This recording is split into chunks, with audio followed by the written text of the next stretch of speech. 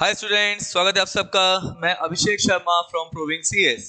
Today we are here to have a महा revision series of company law paper which is paper 2 of CS executive. Now very important subject for your CS executive level, and under this maha revision series हम लोग हर एक important chapter को discuss करेंगे in less than 30-40 minutes, whereby ये जो महा revision notes है जिसमें entire chapter को summarize कर दिया है so that you can revise the chapter in a very less time, that will also be provided under the description below. So this chapter is your chapter 1 of CS executive. ये chapter June 22 attempt में being asked for 11 marks, although the average weightage of this chapter is around 4 marks. So we will be covering all the important points under this chapter so that आपको पूरा ये chapter revise हो जाए in a very less time. So let's start now. The first important thing under this is what is the meaning of company, now which is being given under section 2 subsection 20, which says that company kya hai. So company incorporate under this act. Now when I say under this act, it means that Companies Act 2013 or any previous company law. Now when I say previous company law, I'm talking about Companies Act 1956, then Indian Companies Act 1913 and so on. Clear? मतलब 2013 Act is not the first time that we are incorporating a law for company. We had previous company laws also, that is Companies Act 1956, Indian Companies Act 1913 and so on. So अगर एक entity company के form में registered है under companies act 2013 या any previous company law, that is companies act 1956 और under Indian companies act 1913, that is to be called as company. Clear? Then the next topic is what is meaning of body corporate. Now body corporate या तो corporation किसको क्या बोलते हैं, includes a company incorporated outside India. इसका मतलब क्या हुआ? इसका मतलब अगर एक एंटिटी इंडिया के बाहर इनकॉर्पोरेटेड है, माइक्रोसॉफ्ट, गूगल, ये सब क्या है, they are not in registered and incorporated in the companies act 2013 or any previous company law in India, they have been incorporated outside India, so they will be called as body corporate. But it does not include, इसमें क्या include नहीं होता, cooperative society or any other body corporate as specified by central government. मतलब यहाँ पे cooperative society include नहीं होता because cooperative society is governed under Cooperative Societies Act 1912 and any other body corporate not being a company. इसका मतलब क्या हुआ? इसका मतलब अगर एक ट्रस्ट है, एक पार्टनरशिप फर्म है, now that is not to be called as body corporate. Clear? अब जो सबसे इंपॉर्टेंट थिंग आता है इस चैप्टर में कि what are the characteristic of company. अब देखो कंपनी के जो सबसे इंपॉर्टेंट कैरेक्टरिस्टिक है वो है सबसे पहला corporate personality. Now what is corporate personality? Corporate personality का मतलब होता है कि कंपनी जो है वो अलग है and the members forming the company is different, which means that a company is distinct from its member forming the company. और जो कंपनी का मेंबर है वो कंपनी का क्रेडिटर भी हो सकता है. What it mean? It means that share holder जो कंपनी के हैं, मतलब अगर आपने आज रिलायंस का शेयर परचेज करके रखा है, टीसीएस का शेयर परचेज करके रखा है, then you are not the agent of the company, which means that the share holders are not the agent of company, so they cannot bind it by their act. What it mean? It means that कि क्या आज अगर आप रिलायंस के share holder हो तो क्या आप रिलायंस के बिहाफ पे कोई कॉन्ट्रैक्ट एंटर कर सकते हो? Answer is no, because shareholders are not the agent of the company. इसलिए वो कंपनी को अपनी एक्टिविटी से बाइंड नहीं कर सकते. अब इसमें जो लैंडमार्क केस है वो दो केस है, एक है Solomon versus Solomon company limited and second है ली वर्सेस ली एयर फार्मिंग लिमिटेड, जिसमें दोनों में यही चीज कंक्लूड हुई that company is distinct from the members forming the company and a member of the company can also be the creator of the company. इसके अलावा अगर कोई जॉइंट वेंचर कंपनी है, देखो इसमें सबसे इंपॉर्टेंट टर्म है जॉइंट वेंचर कंपनी. तो अगर कोई जॉइंट वेंचर कंपनी है तो जो एक्सपीरियंस ऑफ शेयर होल्डर होता है वही कंपनी का एक्सपीरियंस माना जाता है. तो experience of share holder is the experience of company. और ये कंक्लूड आया in a very important case called New Horizons Limited versus Union of India. मतलब अगर कॉर्पोरेट पर्सनालिटी पे अगर आपको आंसर आता है, see in your module if you see there is a good amount of content being given, but जब आप answer लिखोगे ये 4 पॉइंट आपके आंसर में कवर होना चाहिए. अगर आपने अपने आंसर में ये 4 पॉइंट कवर कर लिया, you have covered everything. Clear? Then the next feature of the company is called perpetual succession. इसका मतलब क्या हुआ? देखो, perpetual succession मतलब होता है कि क्या कंपनी कभी मर सकती है? Answer is no, which means that a company is unaffected by the death or departure of any member. मतलब अगर मैं कंपनी छोड़ के चला जाऊं, मैंने अपने शेयर्स ट्रांसफर कर दिए, अगर मेरी डेथ हो जाती है, if I am a share holder of Reliance industries, मान लो मैंने शेयर्स को ट्रांसफर कर दिया किसी और को, या मेरी डेथ हो जाती है, तो क्या इससे कंपनी पे कुछ फर्क पड़ेगा? Answer is no. What it mean? which means that even if all the members of the company dies, the company shall survive. मतलब कंपनी के एग्जिस्टेंस पे शेयर होल्डर्स के एग्जिस्टेंस से कोई इफेक्ट नहीं होता. क्लियर? अब देखो, the third feature of the company is called separate personality. What it mean? It means that देखो, कंपनी जो है ना, वो एक सेपरेट लीगल पर्सन है which is capable to enter into a contract in its own name, which is capable to acquire property, hold property and dispose property in its own name. So what it says, that a company being a legal person and entirely distinct from its member is capable of owning, enjoying and disposing of the property in its own name. Clear? मतलब company अपने नाम पे, आज अगर रिलायंस को कोई property purchase करनी है, तो रिलायंस अपने नाम पे प्रॉपर्टी परचेज कर सकता है, रिलायंस अपने नाम पे प्रॉपर्टी को सेल कर सकता है और उसको होल्ड कर सकता है. विच मीन्स दैट अगर आज मान लो मैंने रिलायंस के पब्लिक इशू में फंड डाला था, इन्वेस्ट किया था, तो क्या मैं रिलायंस की प्रॉपर्टी पे क्लेम कर सकता हूं? Answer is no. What it mean? It says that a member of the company does not have insurable interest in the property of the company. What it mean? It means that कि अगर मान लो आज मैं किसी company का share holder हूं, मैंने उस कंपनी में फंड इन्वेस्ट किया है और कंपनी ने उस फंड से प्रॉपर्टीज को परचेज किया है, तो प्रॉपर्टी किसके नाम पे परचेज हुई है? कंपनी के नाम पे. अब कंपनी ने उस प्रॉपर्टी का इंश्योरेंस कराया है, से फायर इंश्योरेंस कराया है, और मान लो अनफॉर्चुनेटली कंपनी के ऑफिस में आग लग जाती है एंड प्रॉपर्टी डैमेज हो जाता है, तो फायर इंश्योरेंस कंपनी जो है, जो जनरल इंश्योरेंस कंपनी है, वो पेमेंट किसको करेगा? शेयर होल्डर को नहीं, पेमेंट करेगा कंपनी को. What it mean? It means that the share holder is not having insurable interest in the property of company. अब यहाँ पे जो वेरी इंपॉर्टेंट केस है वो है Mrs Bachcha Gujjar versus commissioner of income tax Bombay. अब देखो, the third very important feature is to be called as limited liability. अब देखो, लिमिटेड लायबिलिटी क्या होता है?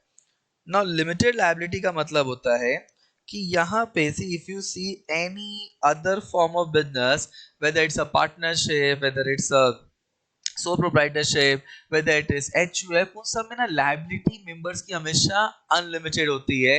बट कंपनी में क्या है कि मेंबर्स की जो लायबिलिटी है वो लिमिटेड है. तो क्या लिखा है? The liability of the member extend to the contribution of the capital up to the nominal value of the shares held and not paid. इसका मतलब क्या हुआ? सिंपल होना समझाया जाए तो मेंबर की लायबिलिटी कितनी है कंपनी में? It is up to the unpaid value of shares. अगर company limited by share capital है और अगर कंपनी लिमिटेड बाय गारंटी है, तो वहां पे मेंबर की लायबिलिटी होती है वो अमाउंट जो कंपनी के मेमोरेंडम में लिखा है as a guarantee amount which will be paid at the time of winding up of the company. मतलब क्या हुआ? So the company limited by guarantee. Now इसमें क्या होता है? The liability is limited to the specified amount of guarantee mentioned in the memorandum. Memorandum basically means we are talking about MOA. और ये कब पे होता है? Paid at the time of winding up of company. Paid at the time of winding up of company. Clear? अब देखो, अब यहाँ पे ना कुछ एक्सेप्शंस हैं to the principle of limited liability. मतलब कुछ ऐसे केसेस हैं जहां पे मेंबर की लायबिलिटी लिमिटेड नहीं होती. वो ऐसे कौन कौन से केस हैं? सबसे पहले, अगर आपने कंपनी इनकॉर्पोरेट किया है बाय गिविंग फॉल्स इंफॉर्मेशन, तो precisely what you have committed fraud, तो लायबिलिटी मेंबर की लिमिटेड नहीं होगी. सेकेंड क्या है कि अगर number of members, say in private company the minimum number of members are 2, in public company the minimum number of members are 7.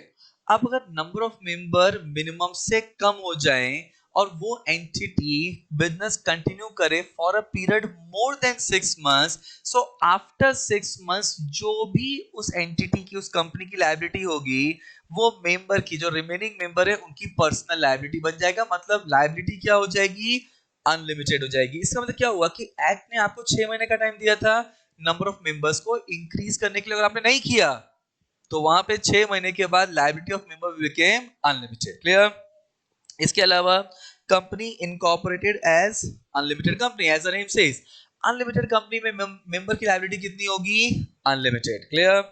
अब यहां पे अगर वाइंडिंग अप के टाइम पे द लिक्विडेटर रियलाइज कि जो कंपनी का इनकॉर्पोरेशन किया गया था या जो कंपनी का बिजनेस कैरी आउट किया गया था वो इस तरीके से किया गया था जिससे कि फ्रॉड किया जा सके। किसके साथ fraud?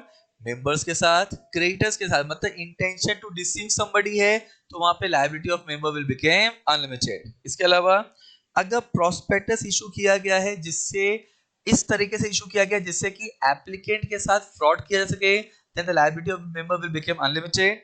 And the last is company fail to repay the deposit or any interest, मतलब अगर कंपनी ने इंटरेस्ट अमाउंट का पेमेंट नहीं किया डिपॉजिट पे या प्रिंसिपल अमाउंट का पेमेंट नहीं किया and with in the time specified और ये एस्टैब्लिश हो जाता है कि जो डिपॉजिट एक्सेप्ट किया गया था वो इसलिए किया गया था कि डिपॉजिटर के साथ फ्रॉड किया जाए, मतलब in all this point what you realize that अगर इंटेंशन फ्रॉड करना था तो liability of member will become unlimited. Clear?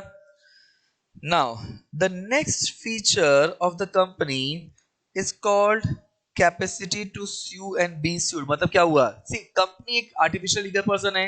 So company अगर and that exists in the eyes of law, which means that अगर company को किसी के ऊपर केस फाइल करना है तो company खुद के नाम पे केस फाइल कर सकता है. किसी और को company पे केस फाइल करना है तो वो person भी company के नाम पे केस फाइल करेगा, डायरेक्टर या मेंबर्स के नाम पे केस फाइल नहीं होगा। विच मींस दैट अगर मेरे को आज रिलायंस पे केस फाइल करना है या रिलायंस को मेरे पे केस फाइल करना है, the case can be filed by और अगेंस्ट द कंपनी। तो यहाँ पे क्या लिखा है? A company being an artificial legal person exist in the eyes of law and can sue and be sued in its own name. Clear? The next feature of the company is to be called as contractual right. इसका मतलब क्या हुआ? Same thing. Company एक artificial legal person है which exists in the eyes of law. तो क्या company खुद के नाम पे किसी कॉन्ट्रैक्ट में एंटर कर सकता है? Answer is yes. यहाँ पे क्या लिखा है? A company can enter into a contract in its own name. A shareholder is neither a party to the contract nor entitled to derive benefit from it. मतलब now, shareholder is neither a party to the contract nor entitled to derive the benefit from it, which means that, see, as a shareholder, if I am a shareholder of Reliance Industries, if I am a shareholder of TCS, अगर TCS को किसी contract में enter करना है तो TCS खुद contract enter करेगा. It is not required to enter into contract through Abhishek. Second thing, उस कॉन्ट्रैक्ट से आने वाले जो भी ऑब्लिगेशन है, उस कॉन्ट्रैक्ट से आने वाले जो भी बेनिफिट है, वो भी किसके हैं? अभिषेक के नहीं है, TCS के हैं. Clear? Now, the next is called limitation of action. Now, what is limitation of action? Now, limitation of action का मतलब होता है कि कंपनी क्या कर सकता है. तो कंपनी वो काम कर सकता है जो कंपनी के मेमोरेंडम में दिया हुआ है. Which means that, see, memorandum में कुछ क्लॉजेस होते हैं, as we know that there is something called name clause, there is something called registered office clause, there is something called object clause. तो कंपनी वो काम कर सकता है जो उसके ऑब्जेक्ट क्लॉज ऑफ मेमोरेंडम में दिया है, नॉट एनी अदर एक्टिविटी. और कंपनी ने ऐसा कोई भी काम किया है जो कंपनी के मेमोरेंडम में नहीं दिया तो उस ट्रांजैक्शन को हम लोग क्या बोलते हैं? Ultra vires transaction. तो क्या लिखा है? A company can do only those act which is mentioned in its MOA. तो कंपनी वही करेगा जो उसके एमओए में दिया है. Now any act done by the company which is beyond the scope of MOA shall be called as ultra virus transaction. तो ऐसा कोई भी काम जो एमओए के बियॉन्ड है उसको क्या बोला जाएगा? Ultra vires transaction. तो क्या अल्ट्रा वायरस ट्रांजैक्शन वैलिड या बाइंडिंग होता है? Answer is no. So ultra vires transaction जो है वो void ab initio है. नाउ void ab initio मतलब from the very beginning it is void and इसको 100% मेंबर्स भी रेटिफाई नहीं कर सकते. और अगर कोई अल्ट्रा वायरस ट्रांजैक्शन कंपनी ने एंटर किया है तो वो ट्रांजैक्शन कंपनी की बैलेंस शीट को, कंपनी के एसेट लायबिलिटीज को अफेक्ट नहीं करता, बिकॉज वो transaction debtor creditor relationship create नहीं करता. तो क्या लिखा है? An ultra vires transaction does not affect the asset and liability of company and do not create any debtor creditor relationship with the company. Clear? अब next क्या दिया है, now next is says voluntary association for profit. अब देखो company है क्या, हम लोग एक कंपनी क्यों चालू करते हैं, so we incorporate a company, we start a company for the purpose of making profit. See loss हो सकता है, नो डाउट, आप एक बिजनेस चालू करोगे, देयर कैन बी प्रोबेबिलिटी कि आपको लॉस हो, लेकिन आपका ऑब्जेक्टिव क्या होता है कंपनी चालू करने का, आपका ऑब्जेक्टिव होता है as a member, as a subscriber, कि आप प्रॉफिट कमाते हैं। यहाँ पे क्या लिखा है, so company is a voluntary association for profit। मतलब आपने एक कंपनी चालू किया है, इट्स अ वॉलेंटरी एसोसिएशन, तो कोई जबरदस्ती तो की नहीं है। एंड क्यों चालू किया है, फॉर प्रॉफिट। सेकंड क्या लिखा है, now it says that now it is formed for accomplishment of stated goal। मतलब आपने कंपनी एक पर्टिकुलर ऑब्जेक्ट के लिए चालू किया है। अच्छा कौन सा ऑब्जेक्ट, जो कंपनी के एमओए में लिखा हुआ है। तो अगर कंपनी के मेमोरेंडम में अगर कोई ऑब्जेक्ट क्लॉज में ऑब्जेक्ट लिखा है, देन उस ऑब्जेक्ट के लिए आपने कंपनी चालू किया है, तो वो ऑब्जेक्ट आपने जो चालू किया है it's a voluntary association for the purpose of making profit. लेकिन सेक्शन 8 कंपनी वो क्या है, no section 8 company is a non profit organisation. So section 8 company आप इनकॉर्पोरेट करते हो not for the purpose of making profit but for service motive. Clear? Then the next feature of company is to be called as common seal. अब common seal क्या होता है, सी common seal ये company का official signature है, मतलब ये steel का होता है जिसमें कंपनी का नाम एनग्रेव्ड होता है। बट क्या आज के टाइम पे भी कॉमन सील होता है, answer is no. What it mean, it mean that companies amendment act 2015 के बाद कॉमन सील की रिक्वायरमेंट को ऑप्शनल कर दिया। तो क्या लिखा है, it's an official signature of the company and pursuant to company's amendment at 15 the requirement of common seal is now optional। Clear? Now the very important feature of company is called termination of existence। इसका मतलब क्या हुआ, सी company, अगर आपको company incorporate करना है तो what function have to be done, so there is a process being specified in the companies act कि आपको कौन से फॉर्म्स फाइल करने हैं, क्या डॉक्यूमेंट सबमिशन करना है, मतलब there is a legal process being involved. अगर मेरे को कंपनी इनकॉर्पोरेट करनी है तो मेरे को एक प्रॉपर लीगल प्रोसेस फॉलो करना पड़ेगा। तो सेम तरीके से अगर मेरे को कंपनी को डिसॉल्व करना है तो वापस मेरे को क्या करना पड़ेगा, I have to follow a process, specified legal process, जो कहां पे दिया हुआ है, that is being given under Companies Act 2013 as well as under Insolvency and Bankruptcy Code 2016। तो क्या लिखा है, now company is created by law and can be dissolved by following the legal procedure specified। कहाँ specified किया है, Companies Act read with Insolvency and Bankruptcy Code 2016। Clear? अब देखो, now यहाँ पे क्या दिया है, now it says transferability of share। now what is the transferability of shares, companies के जो शेयर्स होते हैं वो क्या है, it is completely transferable in nature। मतलब आज अगर मान लो मेरे पास रिलायंस के शेयर्स हैं और मैं उन शेयर्स को ट्रांसफर करना चाहता हूँ तो क्या मैं ट्रांसफर कर सकता हूँ, answer is yes, I can transfer the shares to any person. तो shares are absolutely freely transferable. अच्छा अब आप ऐसा बोल सकते हो कि सर प्राइवेट कंपनी में तो शेयर्स फ्रीली ट्रांसफरेबल नहीं होते, completely agree.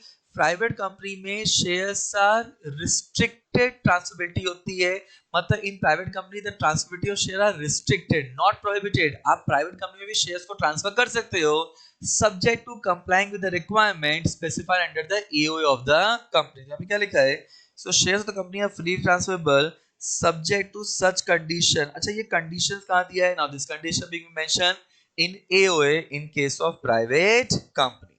Clear? So these are called the features of company। तो अगर features of company में कोई भी क्वेश्चन आता है, if you have covered these points you have covered everything। Clear? Now, the next very important topic of this chapter is called lifting of corporate wheel और piercing of corporate wheel। अब इसका मतलब क्या होता है, देखो corporate personality जो है वो कंपनी का बेसिक फीचर है। और बेसिक फीचर है मतलब कंपनी अलग है and members forming the company अलग है, लेकिन अल्टीमेटली कंपनी है तो आर्टिफिशियल लीगल पर्सन। तो company can not function on its own. Company किसके थ्रू फंक्शन करता है, कंपनी फंक्शन करता है through board of director. Company function करता है with the approval of share holder. तो अगर कल की तारीख में कंपनी में फ्रॉड होता है तो एनसीएलटी ये जानने के लिए कि फ्रॉड किसने किया है, they have all right to lift the corporate veil. लेकिन अगर मेंबर बोलता है कि भाई आप कॉर्पोरेट व्हील को लिफ्ट करो, तो मेंबर खुद कॉर्पोरेट व्हील को लिफ्ट नहीं कर सकता। It is only and only NCLT who have a right to lift the corporate veil. तो क्या लिखा है, it says that corporate personality the basic feature of company whereby company is considered distinct from the members forming such company. मतलब company अलग है, members forming the company अलग है, लेकिन however in the event of fraud, see in the event of fraud से NCLT के पास ये पूरा राइट है कि वो कॉर्पोरेट बिल को लिफ्ट कर सकता है, ये जानने के लिए कि फ्रॉड किया किसने है। क्या लिखा है, NCLT shall have the right to lift the corporate wheel and consider both company and person forming the company as same for identifying the defaulting person। लेकिन क्या शेयर होल्डर कॉर्पोरेट बिल को lift करने के लिए बोल सकता है या शेयर होल्डर खुद कॉर्पोरेट बिल लिफ्ट कर सकता है? Answer is no. यहाँ पे क्या लिखा है, but the shareholder company cannot ask for lifting corporate veil for their own purpose. मतलब खुद के पर्पस के लिए शेयर होल्डर नहीं बोल सकता कि भाई आप कंपनी एक ही कंपनी और मैं सेम है, नो। ये फ्रॉड में एनसीएलटी डिसाइड करेगा कि कॉर्पोरेट बिल को लिफ्ट करना है कि नहीं करना, और क्यों लिफ्ट किया जाता है, in order to identify the defaulting person. अब देखो, अब यहाँ पे कौन से ऐसे केसेस हैं जहां पे एनसीएलटी कॉर्पोरेट बिल को लिफ्ट कर देता है। तो सबसे पहले अगर कंपनी का इनकॉर्पोरेशन किया गया है to commit fraud, then NCLT have a right to lift the corporate veil. तो एनसीएलटी के पास ये पूरा राइट है कि वो कॉर्पोरेट बिल को लिफ्ट कर सकता है। सेकंड क्या लिखा है, अगर कंपनी इनकॉर्पोरेट किया गया है जिससे कि टैक्स की चोरी की जा सके, देन एनसीएलटी में लिफ्ट द कॉर्पोरेट व्हील। अब देखो यहाँ पे ना आपको हर जगह दिखेगा एनसीएलटी में लिफ्ट द कॉर्पोरेट व्हील, मतलब क्या कॉर्पोरेट व्हील लिफ्ट करना मैंडेटरी है? Answer is no. ये कौन डिसाइड करेगा कि कॉर्पोरेट व्हील लिफ्ट करना है या नहीं करना है? तो ये डिसीजन कौन लेगा? एनसीएलटी। क्लियर? अब थर्ड क्या लिखा है, when the corporate personality being used as a facade, मतलब आपने corporate personality को एक मास्क के रूप में यूज किया है जिससे कि आप अपने ट्रू आइडेंटिटी को, ट्रू कैरेक्टर को छुपा सको, then NCLT may lift the corporate wheel for determining the true ownership pattern of the company। Clear? अब देखो फोर्थ क्या लिखा है कि अगर मान लो कोई इंडिया की कंपनी है और इंडिया की वॉर किसी और कंट्री से हो जाती है, मान लो इंडिया चाइना की वॉर हो गई, भगवान ना करे बट इंडिया चाइना की वॉर हो गई, और अगर इंडिया की कोई कंपनी चाइना को हेल्प कर रहा है, चाइना में फंड ट्रांसफर कर रहा है, तो वो कंपनी इंडिया के लिए क्या हो जाएगा? Alien enemy. तो ये डिटरमाइन करना कि क्या इंडिया की कोई कंपनी एनिमी कैरेक्टर है या नहीं है, एनसीएलटी कॉर्पोरेट बिल को लिफ्ट कर सकता है। तो क्या लिखा है, for determining the true character of the company and to ascertain whether the company is having alien enemy character or not, NCLT may lift the corporate wheel। अब as I said, इन सब जगह पे कॉर्पोरेट बिल को lift करना है या नहीं करना है, ये प्योर डिसीजन किसका होता है? एनसीएलटी का। इसका मतलब क्या हुआ कि यहाँ पे एनसीएलटी डिसाइड करेगा कि whether it is a valid reason to lift the corporate veil और नॉट। इसके अलावा अगर किसी कंपनी ने, मतलब शेयर होल्डर्स ने कंपनी इनकॉर्पोरेट किया है जिससे कि एम्प्लॉयज के स्टैट्यूटरी ड्यूज पे ना करना पड़े, प्रोविडेंट फंड, पेंशन फंड, तो एनसीएलटी क्या करेगा? कॉर्पोरेट बिल को लिफ्ट करेगा, ये देखने के लिए कि क्या इंटेंशन एम्प्लॉयज का विक्टिमाइजेशन करना है, उनके स्टैट्यूटरी ड्यूज को पे न करना है, ये जानने के लिए भी एनसीएलटी चाहे तो कॉर्पोरेट बिल को लिफ्ट कर सकता है। क्या लिखा है, when the purpose of incorporation company is to avoid making payment of statutory or welfare dues of employees, NCLT may lift the corporate wheel। Clear? अब यहाँ पे जो केस के नाम दिए हैं ना, now those cases name are very crucial। तो जो भी केस का नाम दिया है अंडर दिस महा रिवीजन नोट्स, वो केस के नाम आपको पता होना चाहिए, because what institute will do, they will give you an hypothetical case जिसमें केस ऐसा दिया जाएगा कि कोई एक फीमेल है जिसको 3 कंपनी से डिविडेंड आता था, अब उसको टैक्स पे करने की चोरी नहीं है, तो उसने क्या किया, टैक्स पे नहीं करना है उसको, टैक्स की चोरी करनी है, तो उसने क्या किया, उसने 3 कंपनी इनकॉर्पोरेट किया और वो जो शेयर्स थे उन 3 कंपनी को ट्रांसफर कर दिए, जो डिविडेंड आया वो कंपनीज के पास है और कंपनी ने वही डिविडेंड जो मेंबर है उसको लोन के फॉर्म में दिखा दिया। तो यहाँ पे ऐसे सिचुएशन में क्या किया जाएगा, तो it's precisely is a case जहाँ पे कंपनी इनकॉर्पोरेट किया गया for the purpose of evading taxes, तो यहाँ पे एनसीएलटी के पास पूरा राइट है कि वो कॉर्पोरेट बिल को लिफ्ट कर सकता है। तो ये कौन सा केस है? So this is a case of sir Deshchand Manak ji Patel. तो यहाँ पे ना आपको ये केस के नाम पता होने चाहिए। क्लियर? अब देखो यहाँ पे ना एक बहुत ही इंपॉर्टेंट केस है, that is called Kapila Hingorani versus state of Bihar. अब देखो ये केस है क्या, पहले इस केस को समझ लो। सी केस क्या बोलता है कि अगर कोई पीएसयू है, गवर्नमेंट कंपनी है, तो गवर्नमेंट कंपनी की जो फंक्शनिंग है वो कंपनी खुद कर रहा है, उसके बोर्ड डायरेक्टर डिसाइड कर रहे हैं। So always remember, government company is not government and employees of government company are not government employees, which means that government company जो है वो कंपनीज एक्ट के हिसाब से फंक्शन करता है, उसमें गवर्नमेंट मेजॉरिटी शेयर होल्डर है। लेकिन मतलब गवर्नमेंट कंपनी की फंक्शनिंग के लिए गवर्नमेंट लायबल नहीं होगा, लेकिन अगर गवर्नमेंट कंपनी ने फंडामेंटल राइट का वायलेशन किया, जिससे कि एम्प्लॉइज का, जिससे कि वहां पे काम करने वाले लोगों का फंडामेंटल राइट अफेक्ट हो रहा है, then it is the responsibility of the government to enforce or to protect the fundamental rights। तो क्या लिखा था, so इस केस का क्या कंक्लूजन है, that in case of government company, the company shall be responsible for day to day functioning and the state shall not have obligation or responsibility toward the functioning said government company। मतलब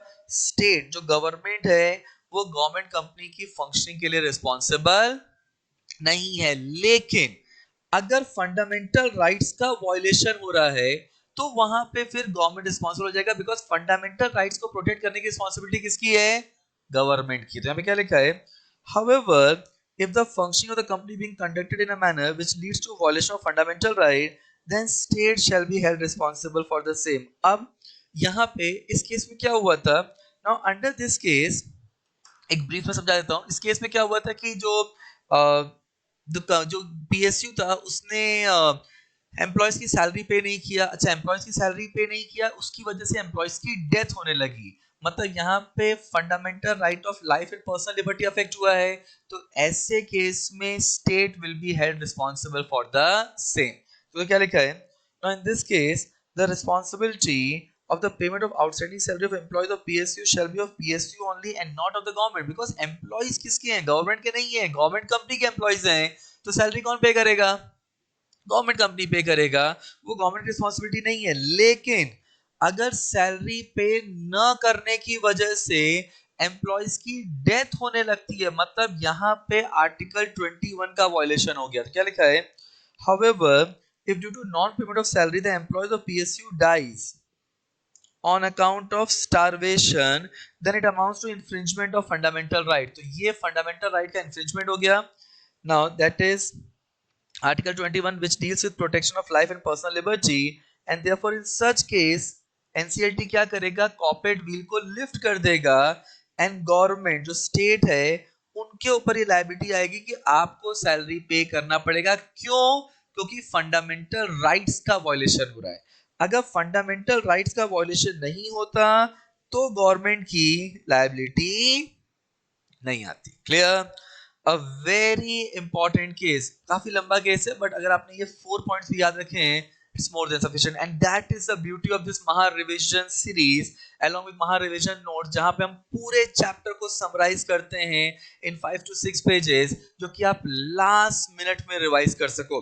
so students, अगर आपने ये chapter मान लो due to any reason नहीं भी पढ़ पाए हैं मॉड्यूल से या आपके नोट से, एटलीस्ट आपने ये 4-5 पेज भी आपने ग्लांस मार लिया, it's more than sufficient, because it is covering everything. Last 20 attempts के पेपर को समराइज किया गया है इस महा रिवीजन नोट्स में। वो हर एक टॉपिक जो लास्ट 20 अटेम्प्ट्स में इस चैप्टर से, लास्ट 10 इयर्स की बात कर रहा हूं मैं, इस चैप्टर से पूछा गया है, वो सब कुछ कवर कर दिया गया है, सो दैट एक बहुत ही एग्जॉस्टिव कवरेज किया है in a very summarise manner, so that बच्चे का टाइम कम लगे और उसको एक ट्रू वैल्यू एडिशन मिले। और यही प्रोविंग्स का एजेंडा है कि आपको हमको पार कराना है, तो अब की बार सीएस पार। क्लियर, चलो नेक्स्ट टॉपिक पे आते हैं, कंपनी एज अ पर्सन।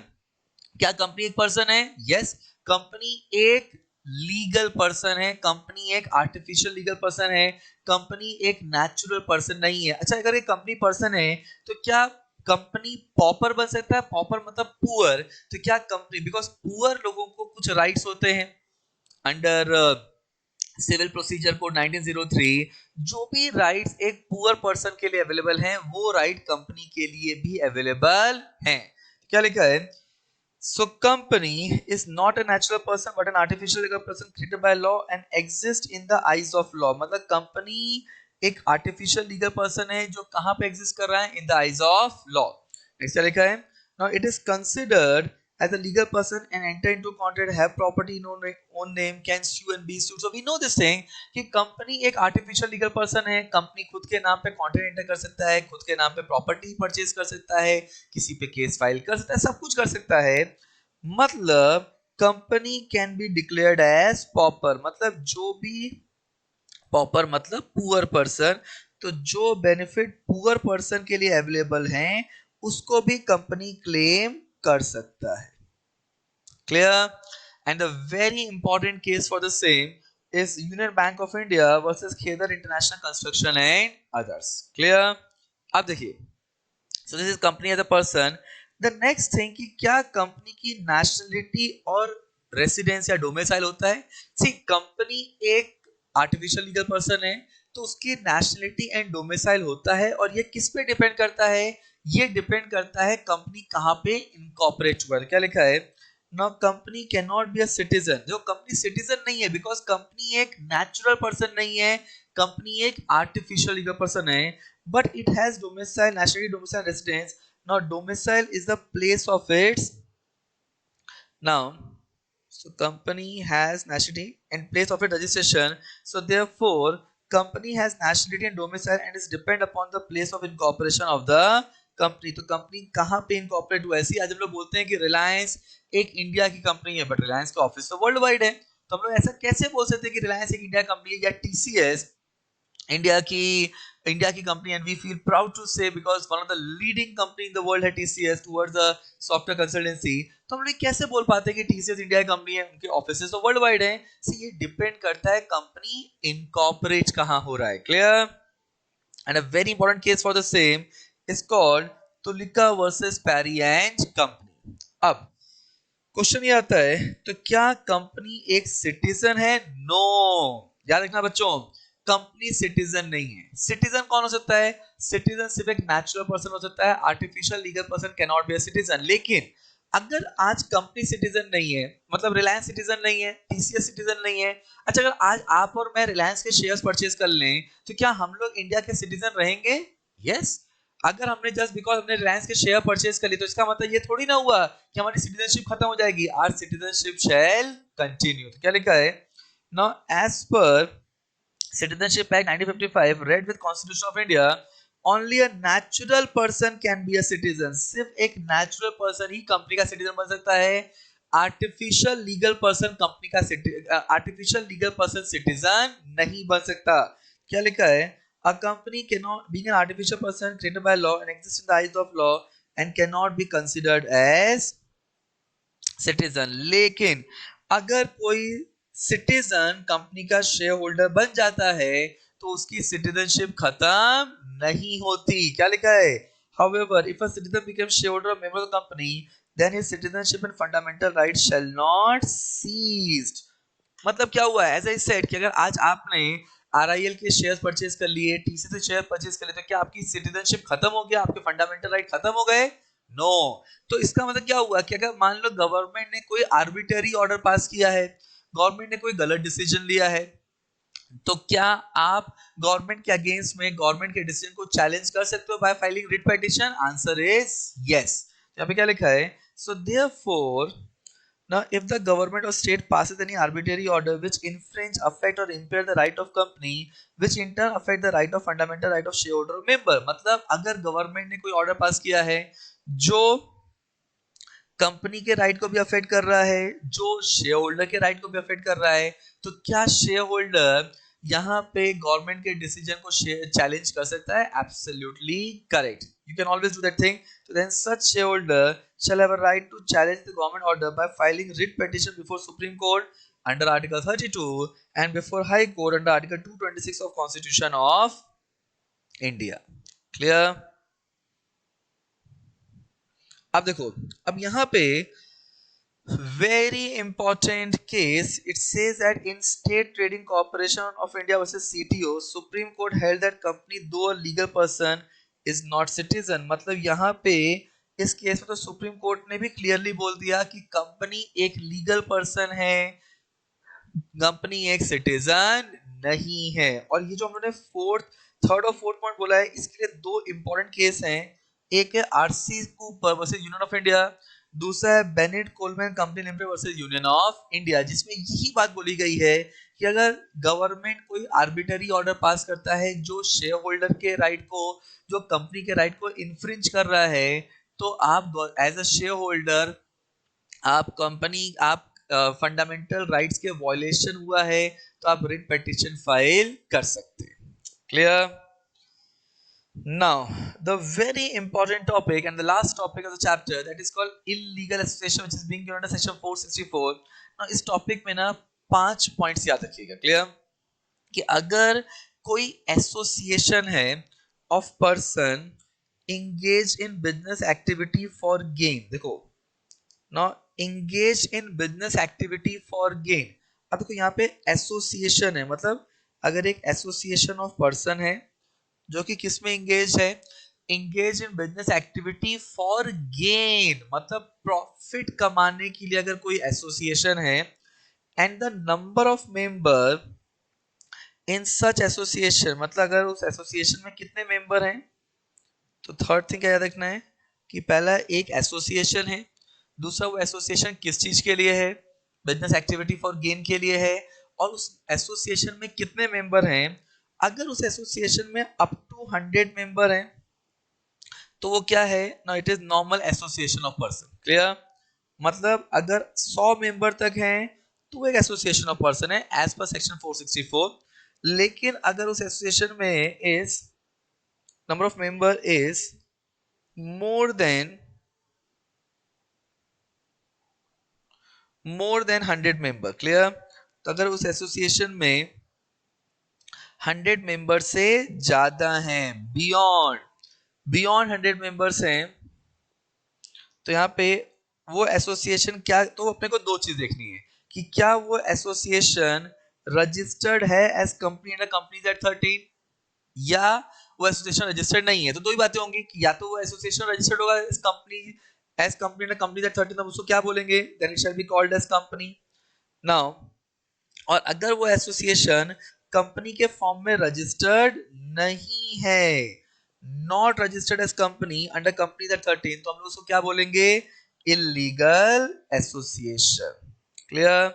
मतलब क्या हो गया, मतलब ये हो गया कि इसको सिंपल और समझाया जाए तो अगर एक एसोसिएशन है, वो एसोसिएशन किस लिए है, which is engage in business activity for gain, profit कमाने के लिए है, और उस एसोसिएशन में कितने मेंबर हैं, अगर 100 मेंबर तक हैं तो वो एक एसोसिएशन ऑफ पर्सन है। अगर 100 मेंबर से ऊपर हैं, मोर देन 100 मेंबर्स हैं, तो अपने को देखना पड़ेगा कि क्या वो कंपनी के फॉर्म में रजिस्टर्ड है अंडर कंपनी एक्ट 13। अगर आंसर आता है यस, वो कंपनी के फॉर्म में रजिस्टर्ड है, तो हम उसको कंपनी बोलेंगे।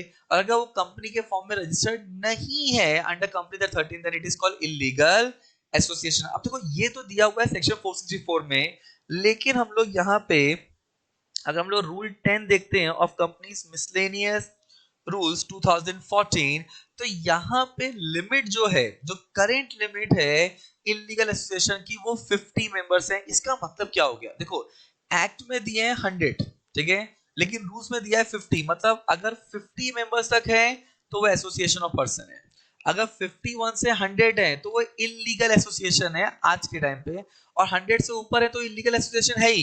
देखो रूल्स जो होता है ना, वो सेंट्रल गवर्नमेंट चेंज कर सकता है, मतलब सेंट्रल गवर्नमेंट चाहे तो ये जो लिमिट है 50 की, जो करंट लिमिट है, उसको चाहे तो 100 तक कर सकता है। लेकिन अगर 100 की लिमिट से ऊपर जाना है, क्योंकि 100 की लिमिट किसमें दी है, एक्ट में, अगर एक्ट को चेंज करना है तो अपने को पार्लियामेंट का प्रोसेस फॉलो करना पड़ेगा, और रूल्स को चेंज करना है तो सेंट्रल गवर्नमेंट खुद चेंज कर सकता है। तो क्या लिखा है, as per rule 10 of companies miscellaneous rules 2014, now a current limit of association person is 50, which can be extended by central government provided the maximum number of person under 464 shall not exceed 100। Clear? मतलब 100 की limit को cross नहीं कर सकते। देखो इस chapter में ना बहुत सारे बच्चे पूछते हैं कि सर हम लोग को सेक्शन याद रखना पड़ेगा ना। इस चैप्टर में आपको जो भी सेक्शन दिख रहे हैं ना, कितने सेक्शन आपको इस चैप्टर में दिख रहे हैं, जितने नोट्स में दिए ना, इन महा रिवीजन नोट्स में जो सेक्शन दिए हैं बस वो भी आपने याद रख लिया तो भी मोर देन सफिशिएंट है, which means that how many sections we are seeing in this series? One is section 2 subsection 20, second is section 2 subsection 11, and third is section 464. क्या 3 सेक्शन याद हो सकते हैं इस चैप्टर से आराम से? तो बस ये 3 सेक्शन याद रख लो, clear? And the fourth is rule 10 of companies miscellaneous rules 2014, clear? अब देखो, तो क्वेश्चन ये, तो क्या ये illegal association whether it exists in the eyes of law? Answer is no. तो illegal association does not exist in the eyes of law. So illegal association does not exist in the eyes of law and therefore illegal association, अच्छा illegal association क्या नहीं कर सकता? Cannot enter into a contract. Illegal association किसी contract में enter नहीं कर सकता क्योंकि वो does not exist in the eyes of law. अच्छा, इलीगल एसोसिएशन किसी पे केस फाइल नहीं कर सकता, कोई और पर्सन इलीगल एसोसिएशन पे केस फाइल नहीं कर सकता, और इलीगल एसोसिएशन को एनसीएलटी के ऑर्डर से वाउंड अप नहीं कर सकते। क्यों नहीं कर सकते? क्योंकि ये does not exist in the eyes of law है। लेकिन इनकम ऑफ इलीगल एसोसिएशन जो है ना वो टैक्सेबल है। मतलब जब इलीगल एसोसिएशन अपने लीगल राइट्स को क्लेम करने के लिए कोर्ट में जाएगा, एनसीएलटी के पास जाएगा, तो एनसीएलटी बोलेगा कि भाई तुम दिख नहीं रहे हो, लेकिन उनकी इनकम बराबर दिख जाती है, and therefore income of illegal association is taxable. Clear? अब देखो, ये जो रिक्वायरमेंट है 464 का which talks about illegal association, ये कब एप्लीकेबल नहीं होता? तो ये एचयूएफ पे एप्लीकेबल नहीं होता, मतलब हिंदू अनडिवाइडेड फैमिली में। मतलब मेरी हिंदू अनडिवाइडेड फैमिली में कितने मेंबर्स होंगे ये किसी एक्ट से गवर्न नहीं है। सेकेंडली, अगर कोई एसोसिएशन है नॉट फॉर प्रॉफिट, मतलब एनपीओ एनजीओ जो हैं उनके ऊपर ये एप्लीकेबल नहीं है। इसके अलावा professional partnership firm, now what is professional partnership firm? जितने भी सीए फर्म है, सीएस फर्म है, उनके ऊपर ये एप्लीकेबल नहीं है because they are govern as per their act. अच्छा, अब एक चीज समझो, ये केस स्टडीज के लिए बहुत इंपॉर्टेंट है। एक एचयूएफ पे सेक्शन 464 एप्लीकेबल नहीं होता, लेकिन अगर दो एचयूएफ मिलकर बिजनेस करते हैं तो 464 एप्लीकेबल हो जाता है। मतलब क्या हुआ? इसका मतलब अगर एक एचयूएफ है तो उसमें कितने मेंबर्स होंगे, even if it is more than 100 member, it will not be called as illegal association. लेकिन अगर दो एचयूएफ मिलके बिजनेस करते हैं एंड नंबर ऑफ मेंबर 100 से ऊपर हो जाते हैं, then it will be called as illegal association. क्या लिखा है? नाउ इफ टू और more HUF join together to form an association for carrying out business activity for gain, then the requirement of 464 shall apply. तो यहाँ पे 464 applicable हो जाएगा। Clear? अब देखो, अब अगर कोई इलीगल एसोसिएशन है तो क्या इलीगल एसोसिएशन के मेंबर्स पे कोई पेनल्टी आती है? सी, आप इलीगल एसोसिएशन पे कोई लीगल पेनल्टी नहीं लगा सकते because it does not exist in the eyes of law. लेकिन every member of illegal association जो है ना, उसके ऊपर पर्सनल लायबिलिटी है उस इलीगल एसोसिएशन की। ना उस इलीगल एसोसिएशन की जो भी लायबिलिटी होगी वो उसके मेंबर की पर्सनल लायबिलिटी हो जाएगा, प्लस ना हर एक मेंबर के ऊपर पेनल्टी है which is of 1 lakh rupees. Clear? So I hope this entire chapter 1 of company law named as introduction to company law, जो कि जून 22 में 11 मार्क्स का पूछा था, it's absolutely clear with all of you। ये जो पूरा महा रिवीजन नोट्स है ये डिस्क्रिप्शन में दिया हुआ है, जिसको आप आराम से डाउनलोड कर सकते हैं। सो आई होप ये जो इनिशिएटिव है प्रोविंग्स का for every CS executive students across India की इस बार एग्जीक्यूटिव पर, वो आप इसको समझ पा रहे हैं एंड आप इस चीज को रिवाइज करना। एंड हम लोग मिलते हैं in the second chapter of महा रिवीजन सीरीज। Thank you.